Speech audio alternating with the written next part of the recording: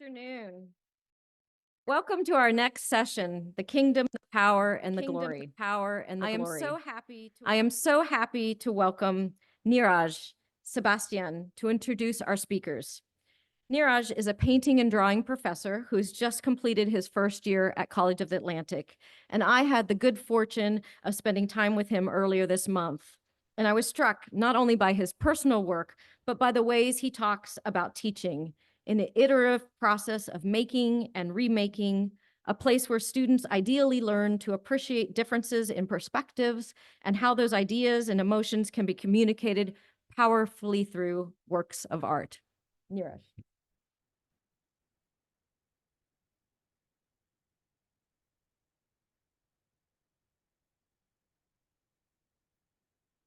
Thanks, Sylvia, for that introduction.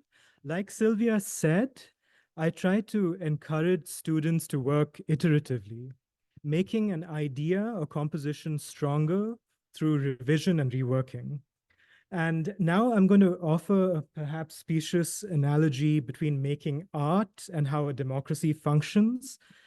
Decisions are made and unmade, new laws are passed, new technologies come into being and need to be addressed by lawmakers. Democracies also undergo constant changes in the hope that things get better, that there can be life, liberty, and the pursuit of happiness. But as most people know, things can go wrong. If it's a painting, at the end of the day, you've messed up a painting. When it comes to a country, it becomes a matter of life and death for many people. So that's where the analogy perhaps falls apart a little. That being said, art continues to be a reflection of society, not only what's good and beautiful, but also things we'd rather not think about. I was in Philadelphia visiting my parents during one of the breaks between terms, and I had taken my copy of The Atlantic with me.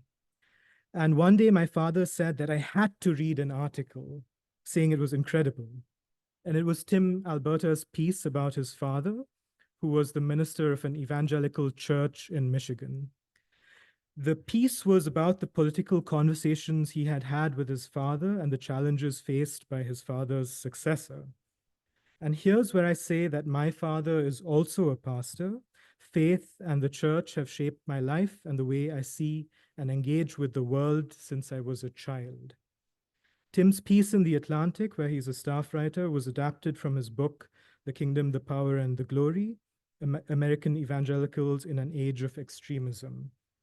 One of the things that stayed with me when it came to the book was Tim's openness to engage in conversations with the people he disagreed with politically.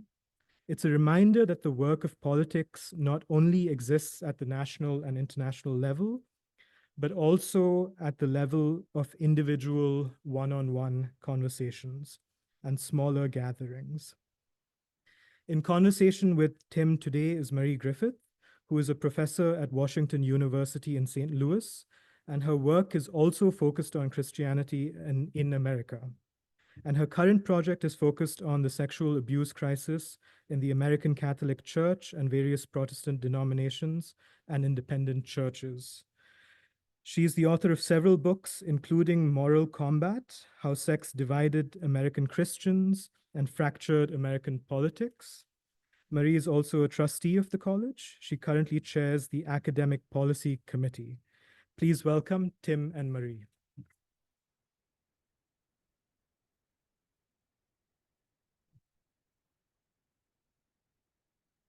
Thanks so much to Sylvia and Neeraj, and it's good evening to you all.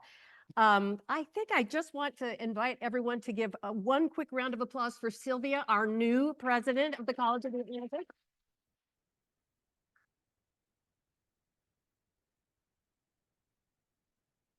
He's just gotten here July 1st and has jumped right in. So it's really our pleasure to have her here. And it's a delight for me to have this chance to be in conversation with Tim Alberta. Just a few more words of introduction. Tim is currently an award-winning journalist and staff writer for The Atlantic, which he joined in 2021. He previously spent more than a decade in Washington, D.C. as a reporter for such publications as the Wall Street Journal, The Hotline, National Journal, and National Review. And his work has also appeared in Sports Illustrated and Vanity Fair and other outlets. He served for a time as the chief political correspondent for Politico, and he came to real national prominence with his first book, American Carnage, on the front lines of the Republican Civil War and the rise of President Trump. That book was published in 2019, the same year Tim co-moderated the year's final Democratic presidential debate, aired on PBS NewsHour. American Carnage debuted at #2 on the New York Times bestseller list and #1 on the Washington Post list. And Tim was all set to write a sequel to it when his father, the retired pastor of an evangelical church in Brighton, Michigan, died very suddenly and unexpectedly. Tim went home, and in the days before and after his father's funeral, he found a church that had changed quite dramatically from his childhood. Many church members who had known Tim since he was a small child were furious with him because of his criticisms of Trump. And they let him know that in no uncertain terms, even as he mourned and eulogized his father. That experience spurred him to scrap the political sequel to American Carnage and turn instead to what he calls the crack up of the American evangelical church. And the result is this second book, The Kingdom, the Power, and the Glory, American Evangelicals in an Age of Extremism. And he tells that very moving story about his father's death and this book's origin in the book's prologue. To say that this book has struck a chord among American readers is quite an understatement. It has created an enormous splash, and rightly so. Tim has been a featured guest on countless news programs across radio, as well as network and cable television. And The Kingdom, the Power, and the Glory has become the most celebrated book on American religion and politics in recent memory. It is a deeply reported, beautifully written, and highly personal exploration of the fault lines both within and beyond American evangelicalism. And it's based on a remarkable array of interviews with evangelical leaders and church members across the country.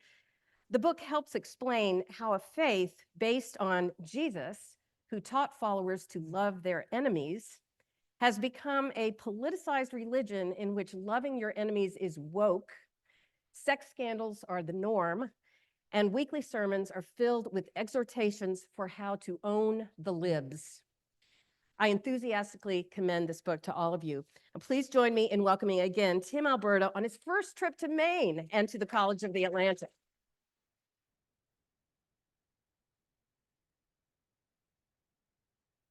So Tim and I are going to talk until about 6 o'clock, and then we will open it up to Q&A, and there will be mics coming around. So don't worry, keep your questions, but we will get to them as soon as we can. So Tim, welcome. Thank you, Marie. As I noted just now, your book has had tremendous resonance with American audiences, although presumably not all American Christians. Why do you think it's hit such a chord with people? And who are the audiences that have been most likely to resonate with it, want to talk to you, as well as who are the audiences that have been resistant and critical of it? Boy, yeah, I mean, first, thank you for the wonderful introduction. And thank you all for being here. Thank you, Sean and Katie and all the people who worked so hard to put this on. Boy, I think probably part of the reason that it's resonated the way that it has is many of us who grew up in the evangelical subculture have sort of recognized that something is wrong, that something is fundamentally incompatible in this moment with. There's a scene early in the book where I'm talking with a professor at Liberty University, and he has sort of reached his wit's end. He is a legacy at Liberty. His parents were contemporaries of Jerry Falwell Sr. He grew up in Lynchburg. All he ever wanted was to go to Liberty, and then he did. And then all he wanted was to teach at Liberty, and he did.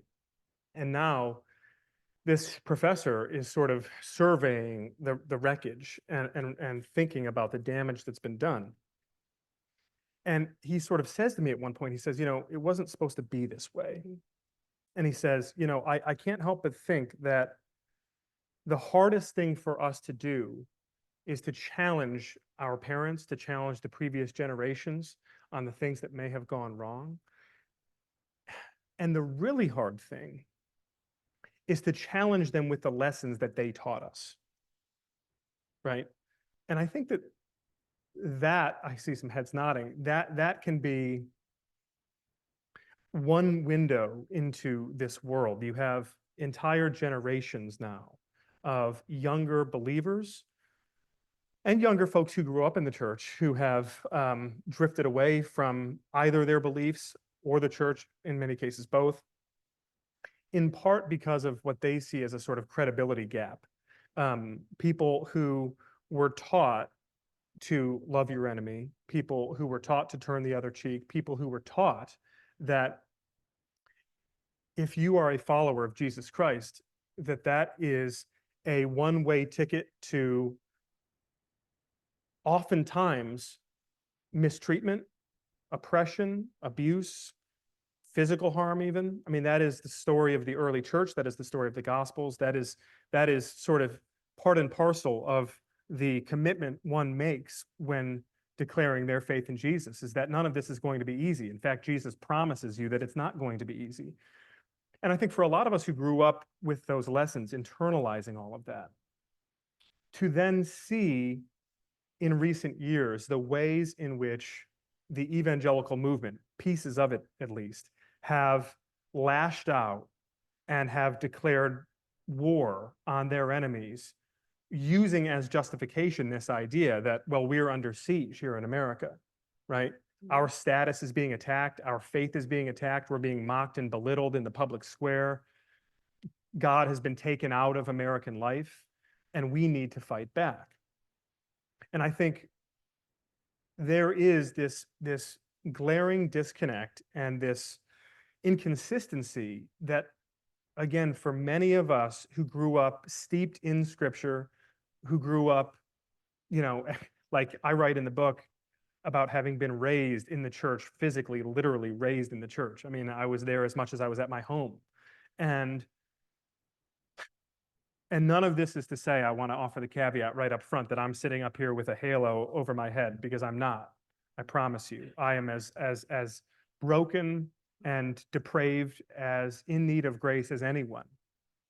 But I think there is at the core of this, Marie, a generational schism here. And I think for people in my generation, we now have this kind of critical distance from the moral majority, from what went wrong in that era, from this sort of this militant weaponizing of Christianity. And we can see it in our parents. We can see it in our churches that we grew up in, and we want nothing to do with it. And I think it has created a tremendous amount of angst and tension and heartache in the church. And so what's been interesting in the feedback that I've gotten, to the second point of your question, is I don't go a day without getting a couple of emails from people around my age, you know, anywhere from early 30s to early 40s, who are going through this exact same thing. But I'm also getting a lot of emails from their parents generation, who some of those notes have been a little bit hostile. That's to be expected. Some of them have been really interesting and really open-minded, and have been solicitous, and have said, okay, I can maybe see now what my kids are saying, and maybe this is a conversation that's long overdue. So it's been sort of a mix. That's great. That's Yeah. great. I think I told you I was raised Southern Baptist in roughly the same era you were, in an era when Jimmy Carter was a Southern Baptist, right? Very different. So I Yeah. really identify with how you describe that sort of the evangelicalism of your youth, which I think is very similar to what I grew up with. Let's talk about Christian nationalism a little bit. A lot of ink is being spilled right now on Christian nationalism. And in the book, you write, champions of Christian nationalism would have you believe that their efforts to rule the country are inherently theological, that they are in service of a broader effort to reclaim America for God. This is a lie, end quote. How do you define Christian nationalism, and why do you think it's been so appealing to so many Americans? Okay, this is a meatball right down the middle, and I will try not to. Planned. I'll try not to swing out of my shoes here in answering it. Because some of you, I'm sure most of you have heard this phrase thrown around a lot, Christian nationalism. And the problem is that it means 10 different things to 10 different people, depending on who you're talking with. To me, I look at Christian nationalism as really the intersection of bad history and bad theology. And one is very much a prerequisite for the other. So here's what I mean by that. If you go back certainly 50, 60 years to the pre-moral majority era, and the sort of the Jimmy Carter, and even in the sort of run-up in opposition to Jimmy Carter, right around the time in the late 60s, early 1970s, when all of these churches, conservative churches, some of them fundamentalist, some of them evangelical, all of them were starting to get a little worked up about the culture wars, right? And there's this moment where everybody feels like things are slipping away. Prayer is taken out of public schools. Pornography culture is rampant. The drug culture is rampant. Divorce rates are skyrocketing. Interracial marriage, Roe v. Wade, you name it, right? And there's this feeling that our country is slipping away. And so what you're starting to see back then is a pretty scaled up effort to begin launching alternative Christian academies, K through 12, and then also alternative Christian universities. The idea being that this is the fault of the secular education system, that they have whitewashed the true history of this country, that we were in fact made to be a Christian nation. At the very least, we were shaped by, informed by Judeo-Christian values, and now all of that has been pushed aside, and the result of it is this godless, pagan, secular, humanist culture that that has indoctrinated all of our children into hating us and hating the church and hating God. If that sounds familiar, that was happening 60 years ago. It's, of course, again happening now. And I think what you're seeing now is an even more explicit, and I would argue an even more shameless effort to go about doing what they're doing. And to be clear about what they're doing, it is quite literally rewriting history. So you are seeing a sustained effort around the country in state legislatures and individual school districts trying to rewrite history books to make clear that, in fact, we were conceived as a Christian nation, that the founders very much envisioned this being a nation ruled by Christians, and more specifically by Christian men, by European Christian men. And so, this is a very well-funded, very well-organized effort. You have people like David Barton, who has a massive organization. He speaks around the country. You have Chad Connolly. You have a number of these figures who are going around right now really in a kind of systematic, sophisticated way, making the case that the country has been taken from us because our true history has been subverted by the left. And we are going to remind these future generations of what our history is. So the problem with this is twofold, of course. Number one, that it's bad history. A lot of it is just completely inaccurate at a factual level. But I think the bigger problem is that this bad history then becomes the sort of the edifice upon which you can begin to build a bad theology. The bad history, if you believe it, if you believe that this country that was formed this specific way, and that it has now been taken away from us, and that we have to fight to get it back, part of the language that is being used here is language of a covenant, right? And it is running very much parallel to the Old Testament covenant with the nation of Israel. And this is not accidental, because the idea is that once you can convince all of these people, all of these church leaders, all of these Christian school teachers, all of these homeschoolers, all of these parents, once you can convince them of the bad history, then it becomes very easy to start distorting the theology and getting them to sort of rationalize and justify, ultimately, behavior that is antithetical to what one would find in sort of classic Reformed Orthodox Christian doctrine. And if you have conversations with these folks, as I do throughout the book, in trying to understand how is it that you are able and willing to stray so far from the rather unambiguous teachings of Christ, so often they will point to this and say, well, desperate times call for desperate measures. This nation was ordained by God, and an attack on this country is an attack on God himself. And so we are fighting to preserve this covenant nation. We are fighting to preserve this new Israel. So Christian nationalism in that context, I think, can almost be sympathized with to some degree, because if people truly believe that, then you can understand the level of panic that they're feeling. I think the problem is that the great majority of people I know who I've covered in this space, they don't believe it.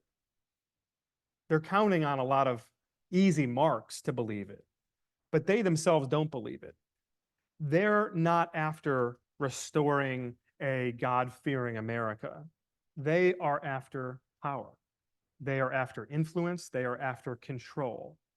And I would just offer as a brief conclusion to a long rambling definition there. There was this conference a couple of years ago called the National Conservatism Conference, and it gathered a number of luminaries from across the sort of right-wing, intellectual, academic, activist space. And they signed at the end of it a declaration of principles for their movement. It's a pretty short list. You could read through it. And one of the bullet points, one of the subheadings, was on religion and public life. And this statement of principles said explicitly, very plainly, there was no winking and nodding involved here, said very clearly that in our vision of an America ruled by the tenets of national conservatism, they said that citizens would be protected from religious coercion by the state in their private homes and in their private lives. I'll repeat that. Citizens would be protected from religious coercion by the state in their private homes and in their private lives. But in public, they're fair game. The people who signed that document are a who's who of some of the most influential people in conservative movement politics today. These are people who would absolutely find themselves working in a second Trump administration. Some cases, people who would be in the West Wing. Some people who would probably be making regular stops in the Oval Office. So these are not fringe characters. And what they have put into writing is very clear, very plain, what they envision about what they want for this country.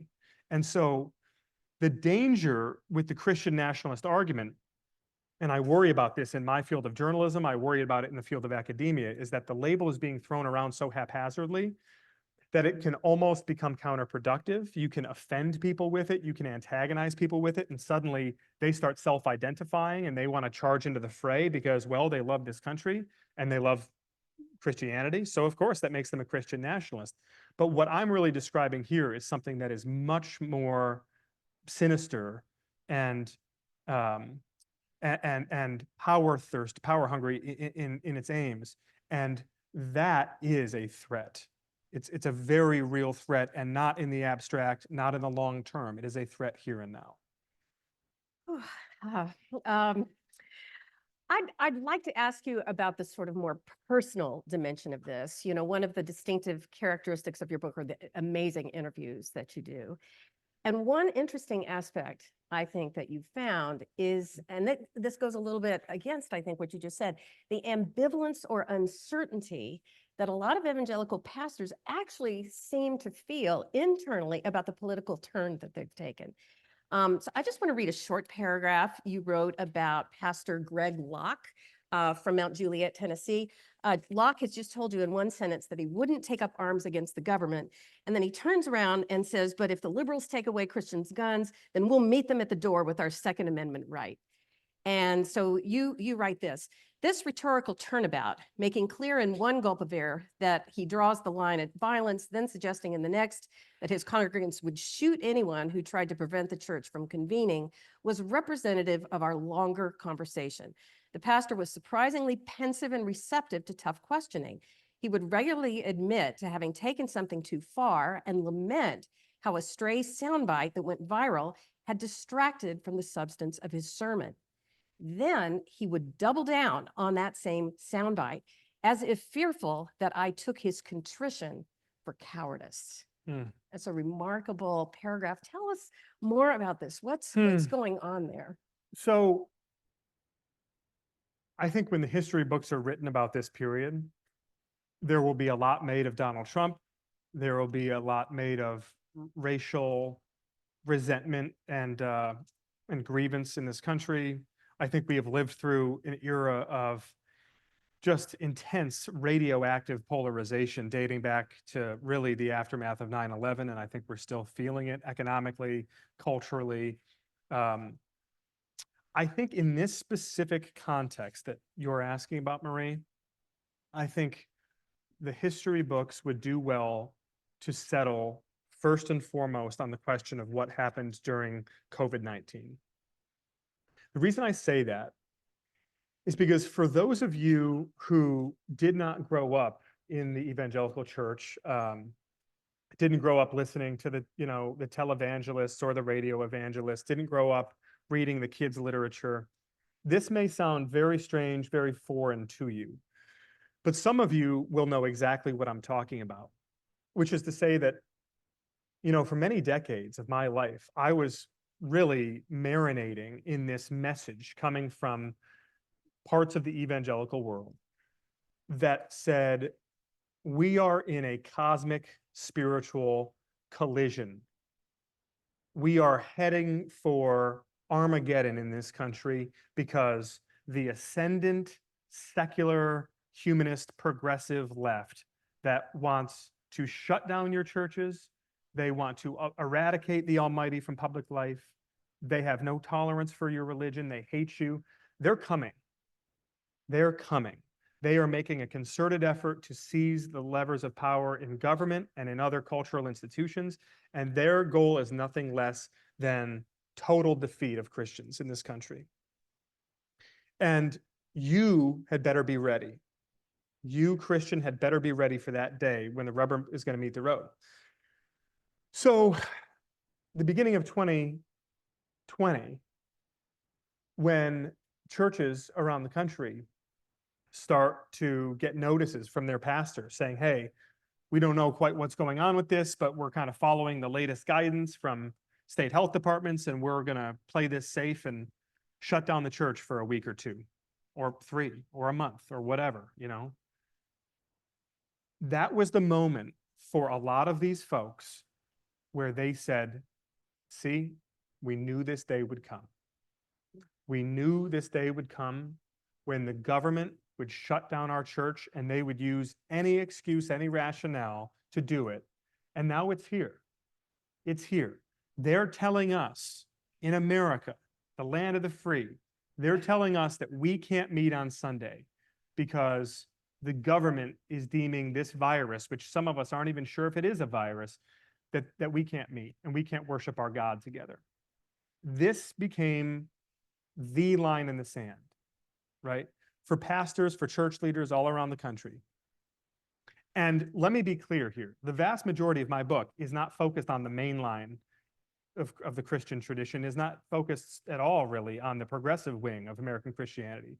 I am talking about conservative, reformed, evangelical spaces where the pastors in these churches are themselves, by any definition, conservative, right?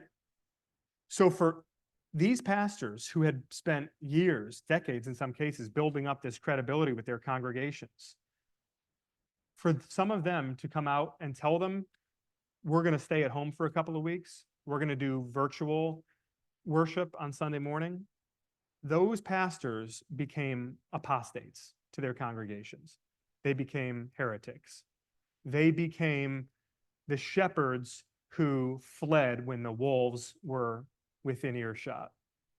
And I cannot emphasize just how dramatic of a reshaping, a reshuffling that this has had on the church. In my travels all around the country, when I've talked with people, big churches, little churches, everything in between, I talk with hundreds of pastors, talk about George Floyd, talk about Donald Trump, talk about, whatever, any number of different things, always comes back to COVID. COVID is where this distrust, and this is even setting aside some of the conspiracy theories that sort of then spawned out of COVID. But COVID was really the moment where a lot of longtime congregations, people who'd been worshiping together for 20 or 30 years. I mean, I've been in churches with people sobbing, telling me about how their small group met every Wednesday night for 30 years. And they were there crying and praying together after 9/11. They were there crying and praying together during the financial collapse. They were crying and praying together when somebody's kid had cancer and then died. That these people were family. And then within a couple of weeks, in the space of, you know, March and April of 2020, these people stopped talking to each other. And they stopped being a part of the same congregation together. They couldn't coexist anymore. So there are these fractures that have been driven into the heart of the church. And I'm sorry to say, I wish I had a happy conclusion to all of that doom and gloom, but we're still seeing it now. And I think it's going to be playing out for a very long time. Yeah, I couldn't agree with you more. Tim, okay, I want to put you on the spot just a little bit with this question. I absolutely love the book. When I was about 2/3 or 3/4 of the way through, I wrote, and I was preparing my questions, I wrote down a question for you, which was, why did you choose to interview only men? Now, fortunately, I continued reading because then you did interview some women. So Tiffany Thigpen, Jules Woodson, Julie Roys, and Rachel Den Hollander, to be precise, who come up, you get to them about page 367. So now what's interesting to me, a couple things here, is that these women are known as courageous advocates for sexual abuse reform in the churches, in the Southern Baptist Convention and other evangelical settings. They're survivors themselves. So I just wanted you to talk to me a little bit about your choice to interview them and what particular light they shed on contemporary evangelicalism. And then maybe you could say a word about why there aren't more women's voices Sure. in the book. So would you believe me if I told you that it was intentional? Okay, sure. You don't have to. You can say no. Listen, it's no secret to anyone who's been a part of this world that the evangelical subculture is dominated by men. It can be very difficult to have these conversations. You know, I grew up in a very conservative church, and conservative on every possible or even theoretical issue that would come before the congregation. The default answer was go right. And that's just what it was. And yet, every Mother's Day, my father, who was in the pulpit for nearly 30 years as the senior pastor, every Mother's Day, my dad would invite my mom to give the sermon, who is a brilliant and amazing speaker in her own right, and someone who knows the gospel as well as anyone in the church. And I didn't realize this until many years later. My mom told me this, that there were couples, families in the church who'd gone there with us forever, who were very close with us, who that Sunday, they would come in for the worship and the singing and the prayers, and then they would leave while my mom preached. And then they would come back in at the end for the prayers. And that's in a relatively progressive church on the matter of gender roles. Like my dad had written earlier in his career, had written an entire position paper on why he believes that women should serve as elders and as pastors in his church congregation. And he was raked over the coals for it by some of his friends and colleagues in other denominations. So it's a very difficult thing to appreciate just how sensitive this conversation is around the idea of complementarianism in the church, this idea that versus egalitarianism. So a complementarianism being that women are welcome, women are valuable, but you can't teach men. You can't be in a position to hold any sort of spiritual leadership, real or perceived, over men. Whereas egalitarians take a more, modern approach. This is a real fault line that runs through American Christianity in general, where there's a split on it. But in the evangelical world, it is not a split. It is like 90-10, right? And what I noticed in that all the churches I was visiting, all of the pastors I was speaking to, and I got a pretty good array, a pretty good diverse assortment of folks. When I would ask, hey, who should I talk to about this? Do you have a couple of lay leaders who I can speak with? Do you have some other people in the congregation that I might be able to talk with? Every single time, almost without fail, the pastors or the church leaders would say, yeah, talk to him. Talk to him. It was never talk to her. And that became very apparent, very conspicuous as time went on. And so as I was thinking about the ways in which I might incorporate not just women's voices generically, but women's voices who would be able to speak to some of the ways that they've been mistreated, some of the ways that they've been silenced, some of the ways that they've been sort of classified as second-class Christians. I wanted to build to it. I wanted to get to a place in the book where, much as I did sort of similarly with young people, I wanted to mostly keep young people's voices out of it, because young people are another group that is sort of marginalized in the church. And really, they don't have a seat at the table often to push for the sort of reforms that they believe and that I believe would be healthy for the church in the long term. So I wanted readers to get a little antsy as they were going. I wanted readers to reach a point where when those those incredible, brave female voices come bursting through the page, I wanted the maximum impact of it, because I think any church I'm a part of, including the one that my wife and I literally are a part of, any conversation I'm invited to with the pastors, with the elders, I will make the case not to be woke, not to be PC, not to be whatever. I will just say the healthiest Christian environments I have been in, places where people grow, where they thrive, where they are sanctified, where they really can become more like Christ, those are places that feature prominent women in leadership, and where they also elevate young people to have a seat at that table. So I think that it was important for me to try to deliver a jolt in that way. Okay, gotcha. Well, I want us to sort of shift and get closer back into some of the connections to Trump here. About midway through the book, you cite a very powerful quote from Russell Moore, who is the one-time Southern Baptist leader who was drummed out of the denomination, even though he's actually extremely conservative. But he was drummed out for his opposition to Trump. And at one point in your interview with him, one of your interviews, he says, when your idols begin to disappoint you, it can lead you back to God. That's page 211. And then on the other hand, that pastor I cited a minute ago, Greg Locke, he told you about talking politics in church. I don't think there's any going back. That train has left the station. This is who we are. So I just wanted to ask you, do you think Christians will become disappointed, disillusioned with Trumpism, or do you sort of agree with Locke that this is really what most of evangelical Christianity looks like now and will continue to look like? Oh boy. I have a couple of answers, and they're not necessarily in conflict with one another. I think the first thing I would point out is that in 2016, when Donald Trump became the Republican nominee, his weakest cell of support in trying to assemble the Republican coalition to come together to win, his weakest segment of support was among self-identified white evangelicals. They were the people who had voted for Ted Cruz. They were the people who had voted for Jeb Bush, for Marco Rubio, for John Kasich. They were very leery of Trump, and with good reason, right? We don't need to go through the greatest hits of Donald Trump.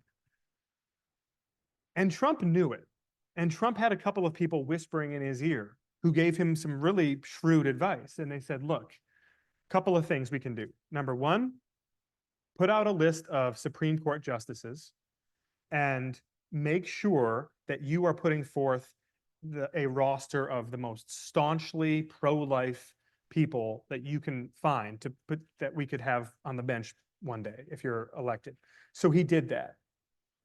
Trump also went to New York City and he met with this massive ballroom full of evangelical leaders, highly influential people, Franklin Graham, Jerry Falwell Jr., who immediately after this event went to Trump Tower, posed for a picture with Trump, thumbs up, with a Playboy magazine cover behind them on the wall, which was, folks, you don't get this sort of irony very often. I mean, you just have to savor it when you get it.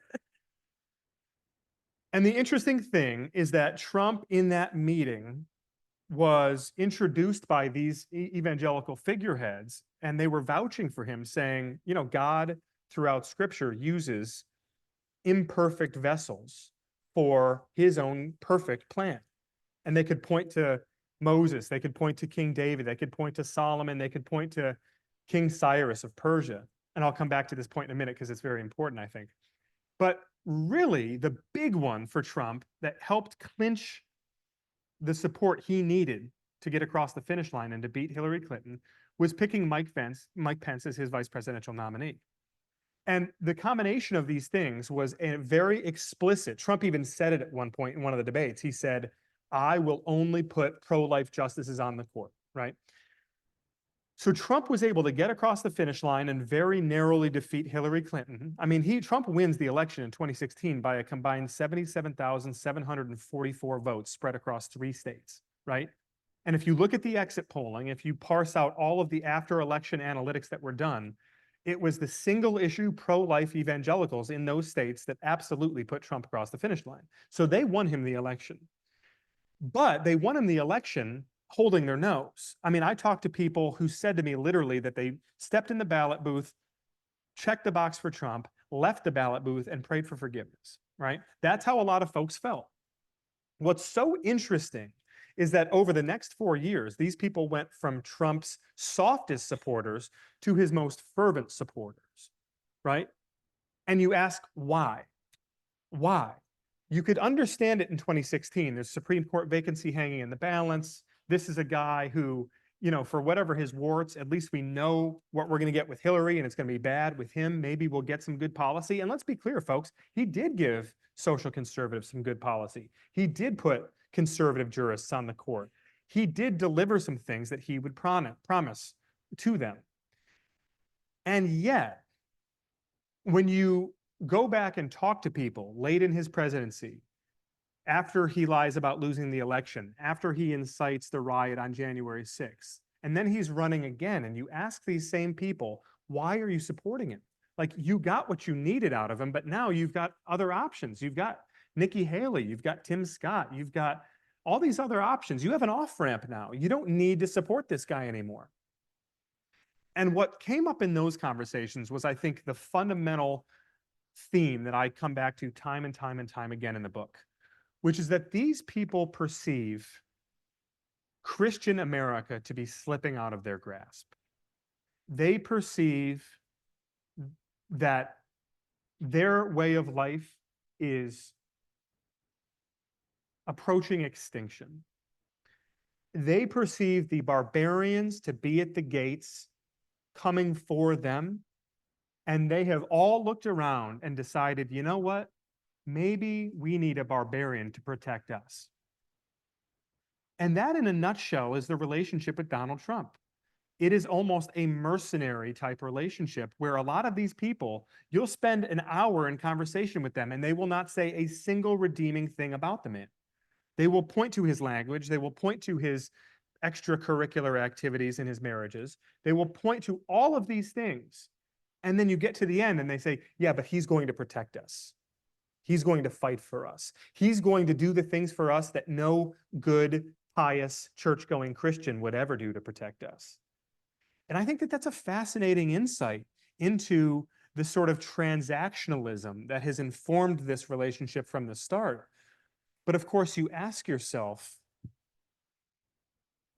at what point, if ever, would they say, can't do it anymore, enough is enough? Because every time we thought that we were getting to that point, it sort of slipped away from us. And if anything, there was a really interesting moment. It's a long answer, but real quickly I'll add.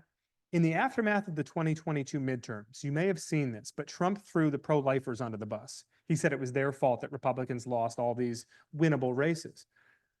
And for about 4 weeks after that, Trump's numbers, for the first time in the last 7 years, they started going down with evangelical Christians, like considerably down. And that's where people like Ron DeSantis and Nikki Haley and others saw a real opening. And then do you know what happened? Alvin Bragg's indictment landed in New York, and his numbers that had been going down with evangelicals went right back up.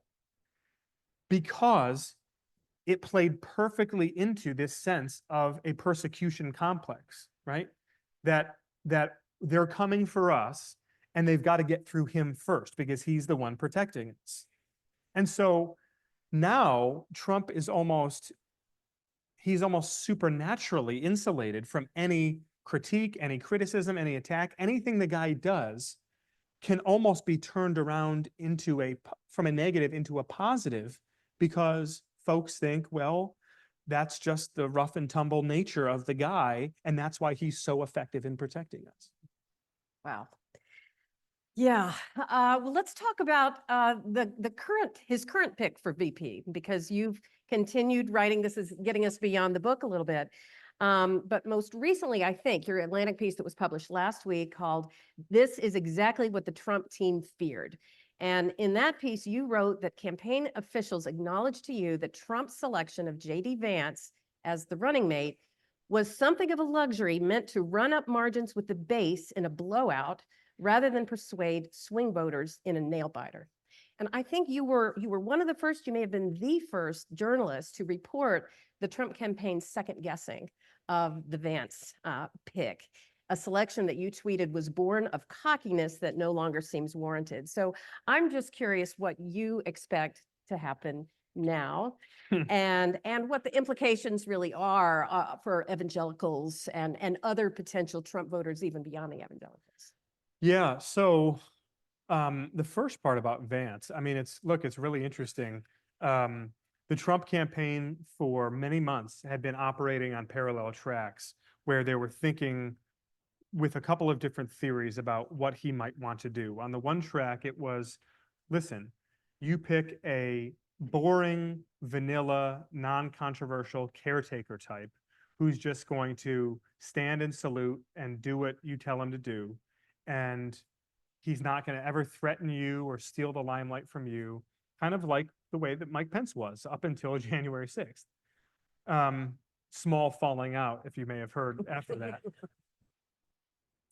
And Trump was really leaning in that direction for a long time. The other argument on the parallel track was, listen, you're getting old.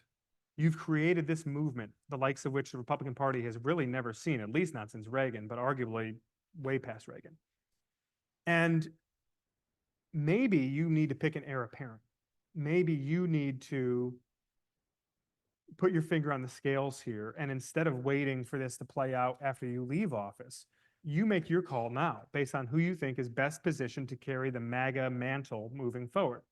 The interesting thing is that for much of the Trump campaign, as they were deliberating on this, they were pretty squarely on that first track.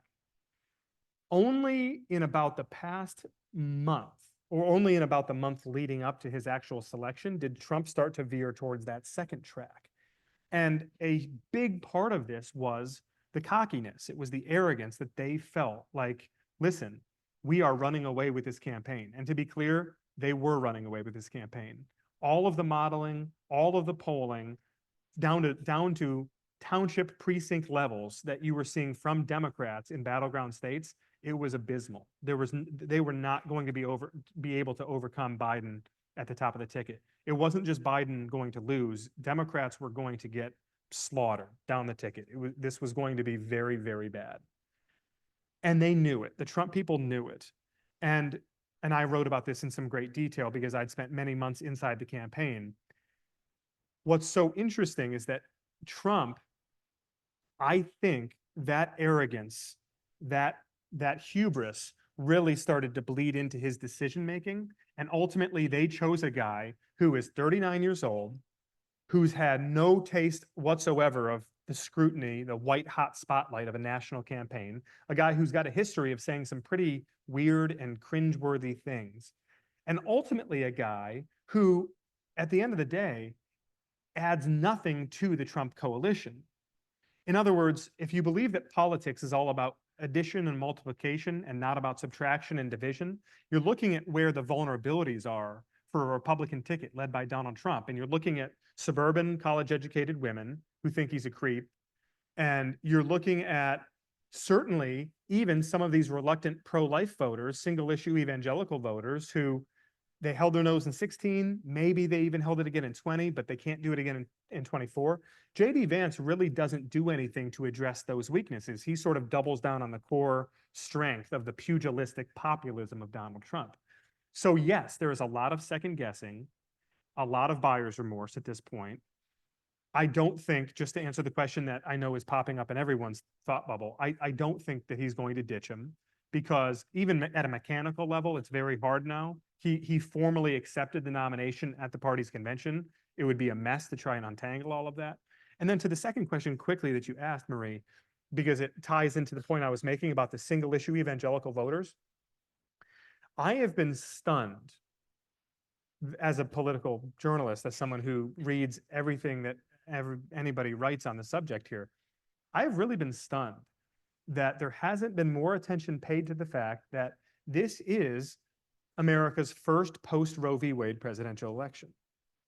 For 50 years, activists on both sides of the aisle, but particularly pro-life activists, have been told, listen, if you care about the issue of abortion, then you have to vote in a presidential year, because you're not voting for a president, you're voting for Supreme Court justices. And Supreme Court justices are the ones who will ultimately decide abortion law in America.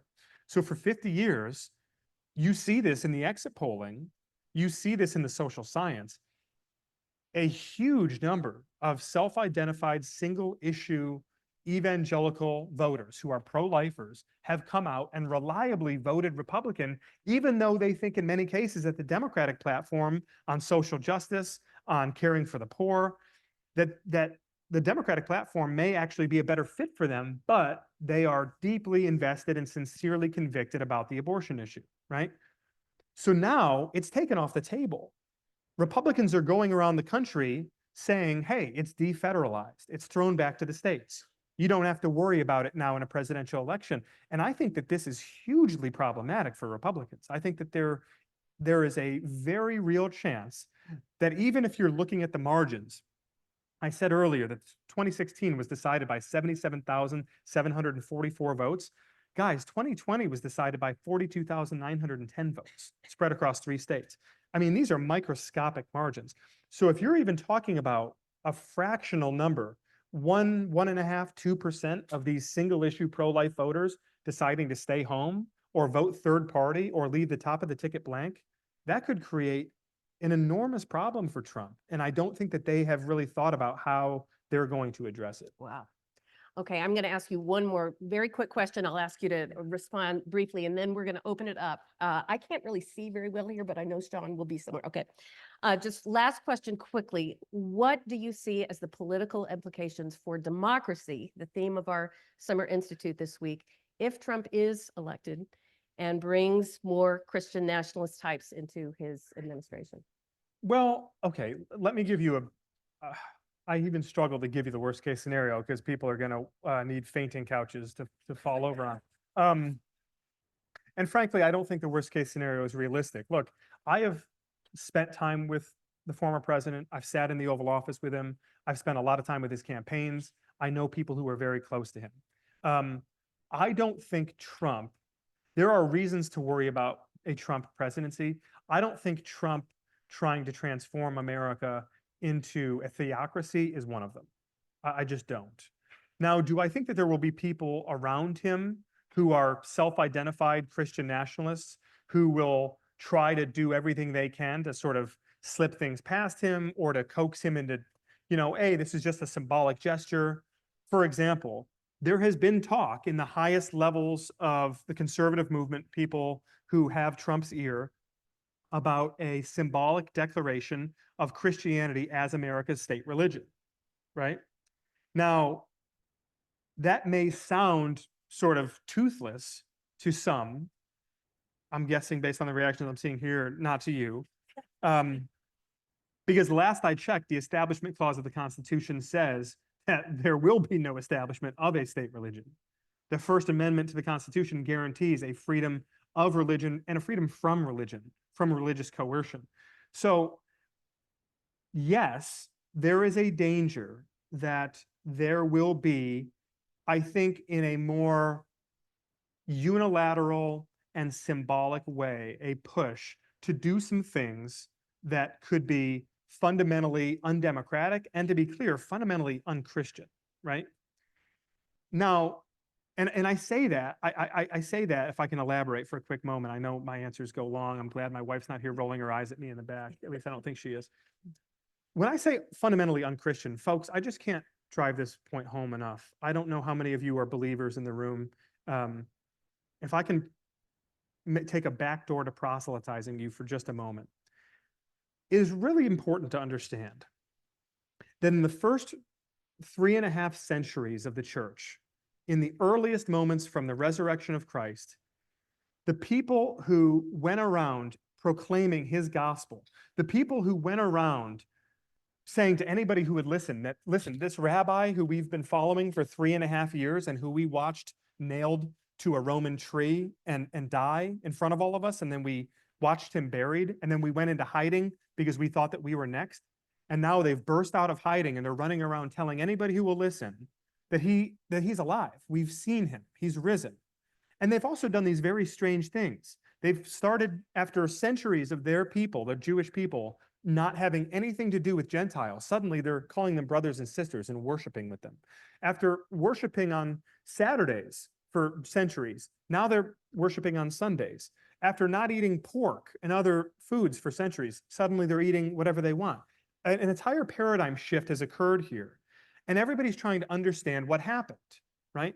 And in those first 3.5 centuries, these early followers of Jesus were rounded up, beaten, fed to lions, crucified, burned alive, used literally as human candles in Emperor Nero's court, right?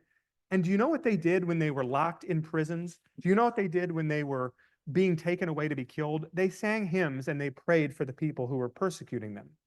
My favorite character in the New Testament is Peter, who is sort of Jesus's best buddy and right-hand man, the guy Jesus said that they were going to build the church on the rock of Peter, right? On the night of Jesus's arrest, Peter pulls out a sword and lops off the ear of one of the guys arresting him. And Jesus heals the man's ear and says, Peter, no, dude, no. You're not with the program here, buddy. Like, those who live by the sword will die by the sword. That same Peter, not long after, is writing from a Roman prison, and he's awaiting his own execution. And what is he writing? He's writing an epistle explaining to everyone who is being oppressed and being martyred, rounded up for their faith in Jesus in the early church all around the ancient Near East. He's writing this letter telling them, listen, remember, you will be judged by the grace and the love that you show to your tormentors. You will be judged by your ability to show grace and to show kindness and compassion to these people who are treating you so horribly. What could have possibly changed for this man to go from the sword in that way to suddenly the cross? The reason that the Christian nationalist argument falls apart, the reason that what some of these people want to do if given the opportunity would fall apart, is because it's not just un-American, it is fundamentally anti-Christian. Christianity has, since the first century, thrived at the margins. It has thrived in being countercultural. Only when Constantine tried to take control in the 4th century and turn it into state religion, that was the beginning of all of our problems. Because Christians suddenly believed that when they were in trouble, they could run to the strong man. They could run to the sword. They could run to the political ruler who promised to protect them. Sound familiar? Right? And so we've been fighting this now for 17 centuries since. And what you see throughout the whole arc of history, there's a phenomenal book by a professor at Wheaton named John Dixon, and he writes a book called Bullies and Saints, and it tracks 2,000 years of how Christians have responded to times of persecution and oppression and martyrdom. And if you look, the times when Christians have turned to the sword is the times at which Christianity has completely lost its credibility in the wider culture. People here tonight who are not Christians, I'm sure if I got to talking with you, you would probably say, in part, the reason you want nothing to do with Christianity is because you want nothing to do with the church. You want nothing to do with these Christians, these so-called Christians who seem to be so bent on subjugating you and dominating the culture and hating their enemy instead of loving their enemy. But if you were just to shift the paradigm and go back to the earliest church teachings around what it meant to be a Christian, these people back then could never have conceived of controlling a nation. They never could have conceived. Jesus in the wilderness was tempted, given all the kingdoms of the world, and he told Satan, "Get behind me." There's a passage in Mark where the crowds are descending on him to make him king. These Jews who are under a brutal and dehumanizing Roman occupation, and they want to make him king, and he flees. He doesn't want to be king. He doesn't want to be Caesar, and he didn't want his followers to pick up swords and go fight the Romans. He was preaching an entirely different program. But we in the American context have become so coddled and so comfortable and so entitled to believe that we are owed these rights, that we are owed a Christian nation, that we are somehow, it is our birthright. We have completely lost touch with the Christians, our brothers and sisters all around the world today who are being persecuted for their faith, and all of our ancestors who come before us who could have never conceived of this idea that we need to use Christianity as a means to dominate the world around us. And I just hope that people can understand what Christianity really is relative to what some of these folks would want you to believe it is. Okay.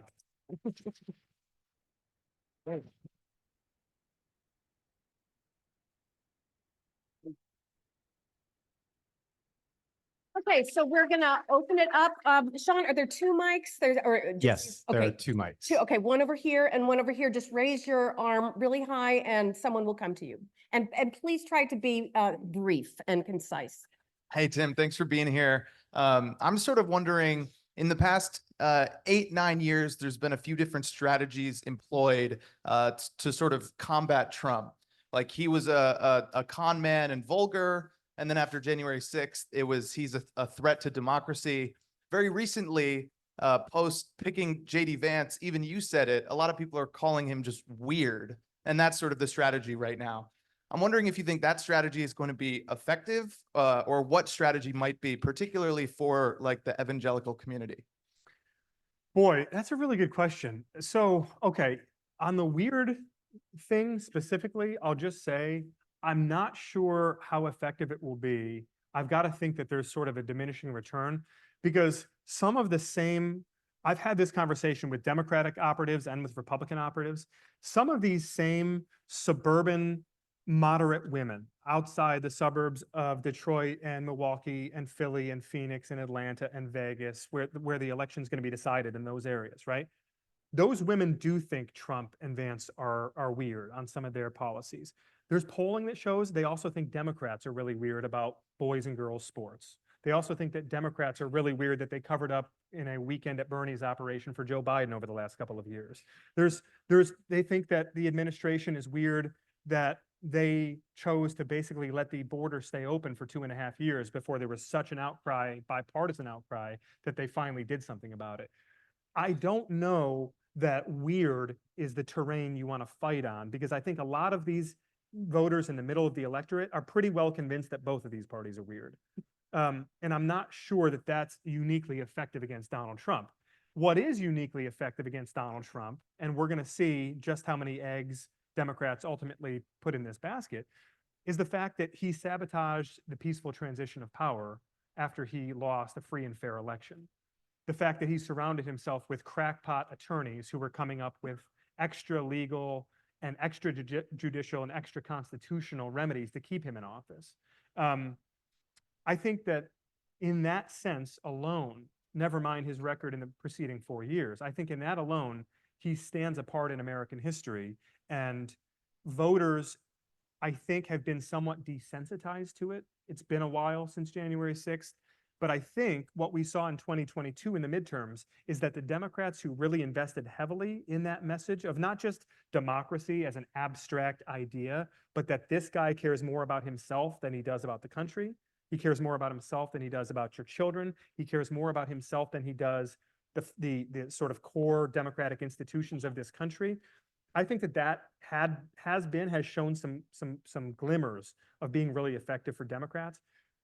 But Republicans are loaded for bear. I'm just going to say this. I mean, people need to be realistic about what you're going to see over the next 3.5 months. Kamala Harris has quite a bit of baggage of her own, namely the things that she's inherited from Biden, being his vice president, historic inflation, the border a mess, Afghanistan withdrawal, geopolitical turmoil around the world. She's going to get, they are going to beat her up in ways that, I mean, I've seen some of what they're planning, and it's not pretty. So this is going to be trench warfare all the way to November. But if you're a Democrat, the good news is that you actually have a chance to win this election, and you didn't a week ago.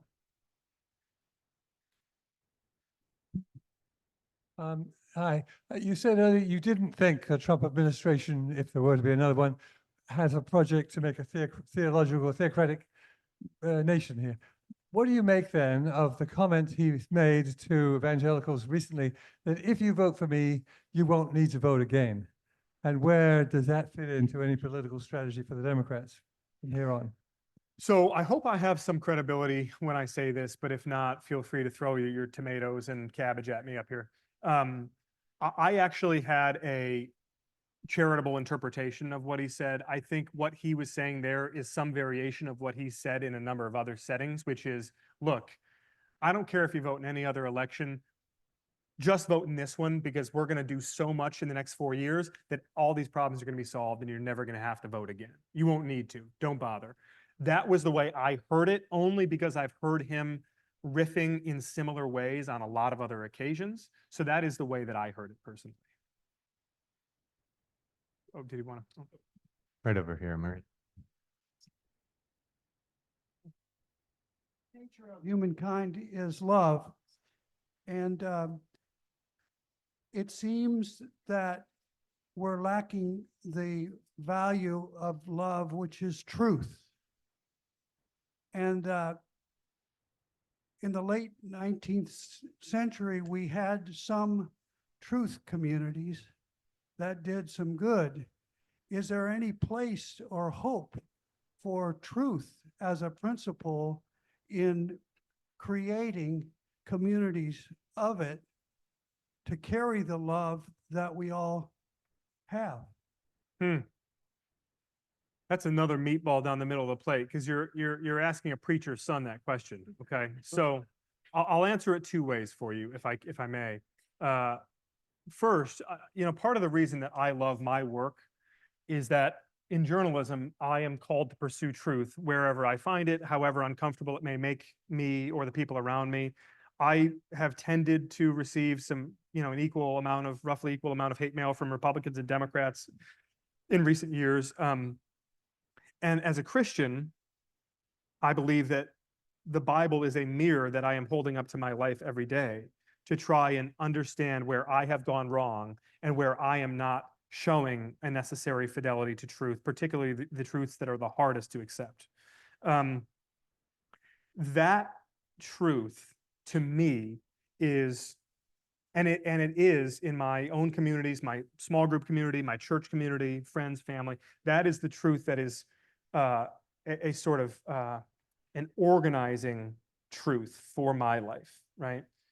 I think moving to just a secular space, lowercase s secular space, I think what we have to come to terms with here is that we as Americans no longer have a shared baseline of information, and we haven't had one for a very long time. I remember some years ago, I was writing a very long magazine profile about John Boehner, the former Speaker of the House. And I asked him, I said, listen, you were in Congress for 25 years. I was interviewing him shortly after he left. I said, what's the biggest change? He got there in 1990, he left in 2015.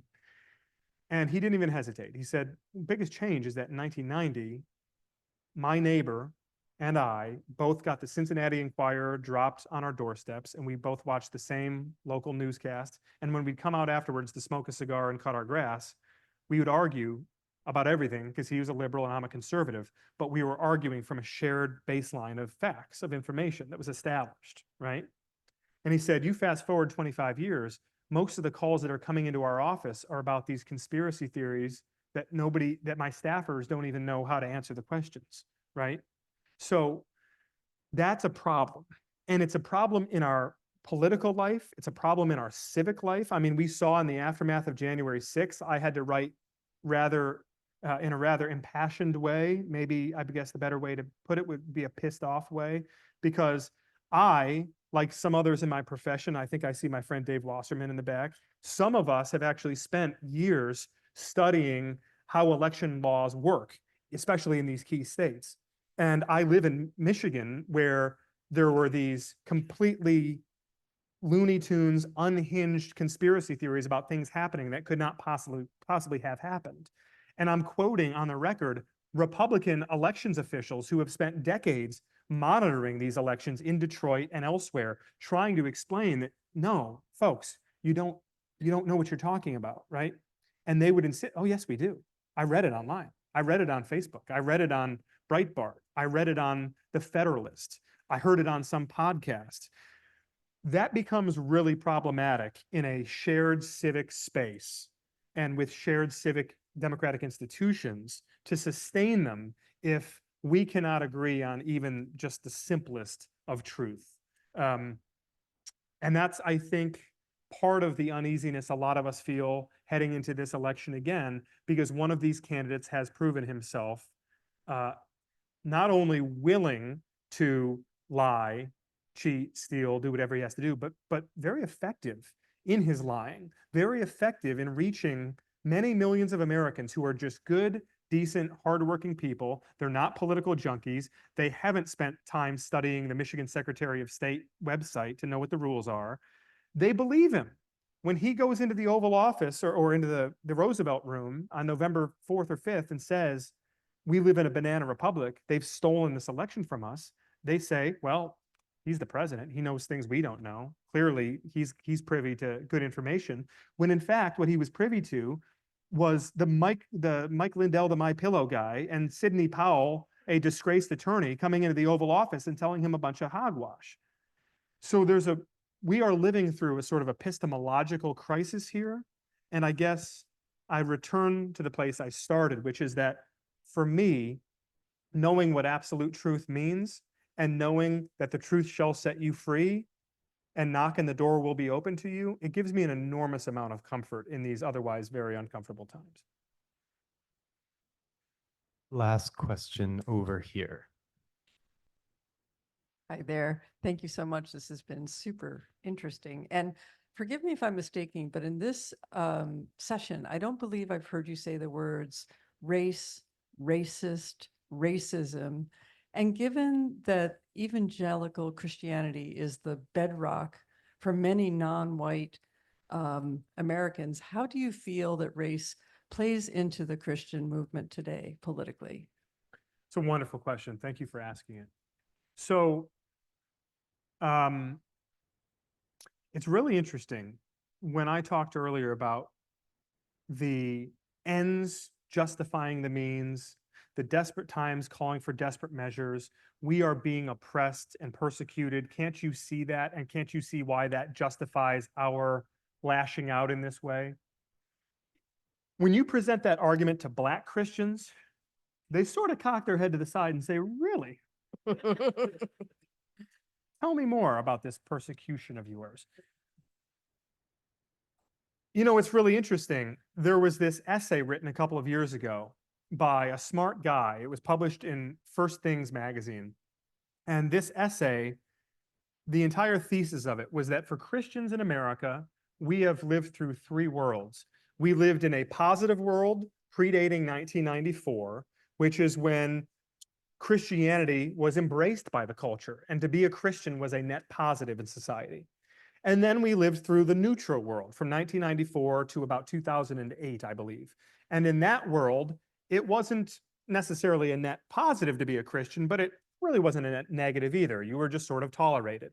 And then in 2008 onward, we live in the negative world where if you are a Christian in this country, people are hostile to you. It is a disadvantage. You will be persecuted against, so far and so forth, right? The really interesting thing in that essay, and it's an interesting essay, he makes a couple of really interesting points that I think are worth grappling with. But at no point in that essay does he talk about how previous to 1994, how Black Christians didn't exactly live in a positive world, how Catholic Christians didn't exactly live in a positive world. In other words, for wealthy white Protestants in reformed spaces, yeah, it was a hoot. But what about for everybody else? One of the reasons that Russell Moore, the former head of the Ethics and Religious Liberty Commission in the Southern Baptist Convention, I mean, Russell Moore was really the darling of American evangelicalism, probably the most influential, well-recognized figure in American Christianity as of about 5 or 6 years ago. Russell Moore was run out of the Southern Baptist Convention for 3 reasons. Number one, he had the audacity to question the morals of Donald Trump. Number two, he had the audacity to shine a light on the sexual abuse and the cover-ups that had run rampant inside of the Southern Baptist Convention. And number three, he had the audacity to suggest that racism was alive and well in the Southern Baptist Convention, a denomination that was founded on the principle of slave-holding theology being reconcilable to the message of the Gospels. I think a lot of people don't recognize this, that the largest Protestant denomination in America, the Southern Baptist Convention, it was born in the mid-19th century out of a split with the mainstream Baptist tradition, because the mainstream Baptist tradition had a lot of abolitionist movement in it. And so they started the Southern Baptist Convention, which was explicitly pro-slavery and anti-abolitionist. And it grew to become the largest Protestant denomination in America. And Russell Moore, in the aftermath of George Floyd and all of the racial unrest of the summer of 2020, Russell Moore said, folks, I think we have a problem here in the church too, and maybe we should be having some conversations about it. And that's what made him a heretic. He hadn't denounced his faith. He hadn't said anything. He hadn't had some moral failure. He hadn't run around with some woman. He just said sexual abuse is bad, racism is bad, and Donald Trump probably wouldn't be allowed to serve as the janitor in any of your churches, much less serve as a deacon or an elder or as a pastor. And for those 3 things, he was run out.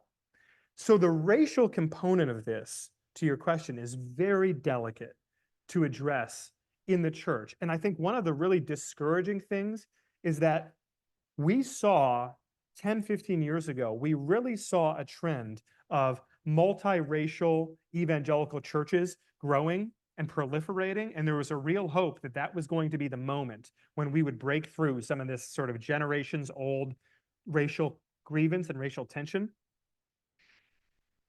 And it's really started to fall apart. What you hear from a lot of Black Christians in particular who have been involved in those efforts is that in the last 6, 7, 8 years, for reasons that you might be able to imagine, they have now withdrawn and they have gone back to the Black church because it's been too painful for them to be in these situations, to be in these communities where they feel fundamentally misunderstood and unheard. And so if there is to be a renaissance in American Christianity, it will have to be a multiracial renaissance, and it will have to be Black and Latino and Asian brothers and sisters locking arms with their white counterparts to demand something better from the church. But I think what we've seen in the last 10 years has been an enormous setback to that goal, and I think we are probably quite a ways from moving in that direction.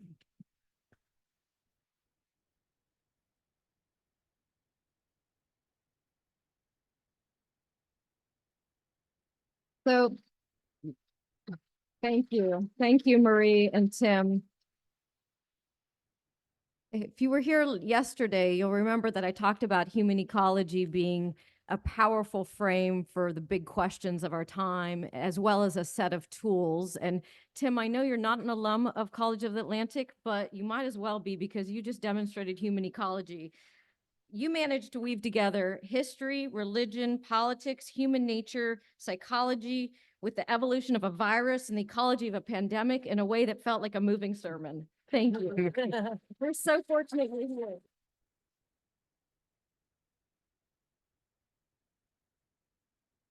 Do come back tomorrow when we will hear from Joe Scarborough and William Eco about media and misinformation. So a great segue from this talk to that talk. And now please join us in the Geyer Oval for a reception.